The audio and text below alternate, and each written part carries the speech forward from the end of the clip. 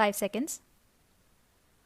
Sir, the Essential Commodities Act was passed 5 years ago, and when the minister yesterday came with an amending bill, we expected that he would give us a brief report on the working of this measure for the last few years. But unfortunately, we are kept in the dark in regard to the exact working of the Act and the nature of the difficulties the minister is facing. Sir, as far as I know, many of the provisions of this enactment have been observed more in violation by his agents at the state level. The food minister may be very earnest, may be very able, and may be very anxious to see that the various provisions of the Act are implemented in the most effective manner at the state level, but unfortunately, his agents at the state level are not very equally enthusiastic or equally anxious to observe the provisions of this enactment. The most important objectives of this enactment are to control the supply and distribution of commodities and to maintain a stable price level.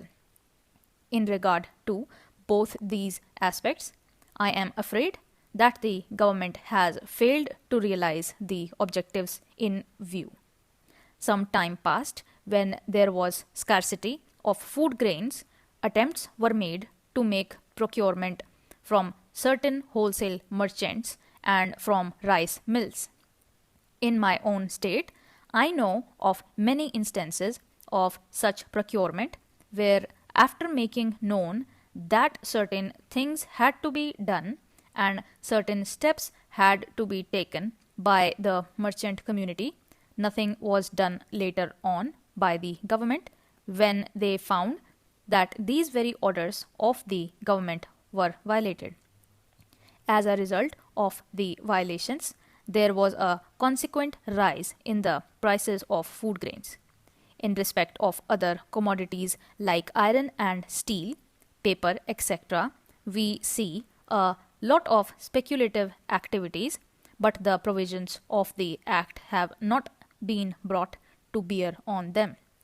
Perhaps no case of prosecution was launched against those people who contravened the various provisions of the Act.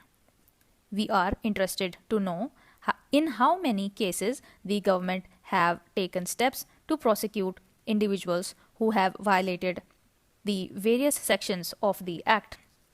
The minister said that the powers under the Act were not adequate. We sympathize with the food minister, but I want to know what action has been taken in this regard by the state governments. In regard to the amending provision, I want to know from the minister what would be his difficulty even if minor offences are taken into courts of law.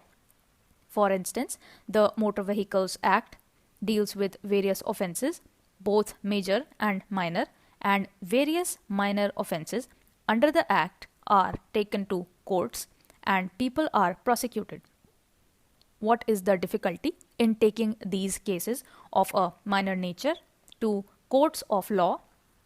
The people will have some safety that they will get a hearing, and if the offences are really offences, then they would be prosecuted. Otherwise, they will be acquitted. Here, the minister says that there should be a security deposit. If there is a violation of a particular provision of the enactment, then the executive authority will have power either to confiscate a part of the amount or the whole amount. We are clothing the executive authority with more powers. I do not grudge giving powers to the executive authority, provided they are used properly and effectively and in a most fair manner. But unfortunately, there have been discriminations. Apart from the ineffectiveness of the various provisions. Wherever these provisions were used, there had been discriminatory use of these provisions against a few or in favor of a few. Normally, when officers are clothed with more powers, there is large scope of corruption. I feel that it would be desirable to avoid such malpractices, and it would be desirable, I think, that even for minor offences, the parties should have a chance to defend their actions. I do not think that this problem of dealing with minor offences will become complex or complicated in any way if we take them to courts of law. I want a reply from the minister in what way he is suffering from a handicap in dealing with minor offences or offences of a technical nature. The honourable member made the point that even if this thing was accepted to the House, he did not know what amount would be demanded as security. So, the minister should tell us what amount is normally expected from a licensee in all cases and what the offences are, which are of a technical or minor nature, which he has in view. We are not told which are major offences and which are minor offences. Clarifications on these points are necessary.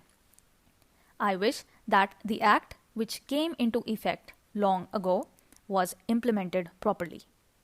I know that the minister here is very earnest in implementing it, but his colleagues at the state level and at the central level are disappointing him.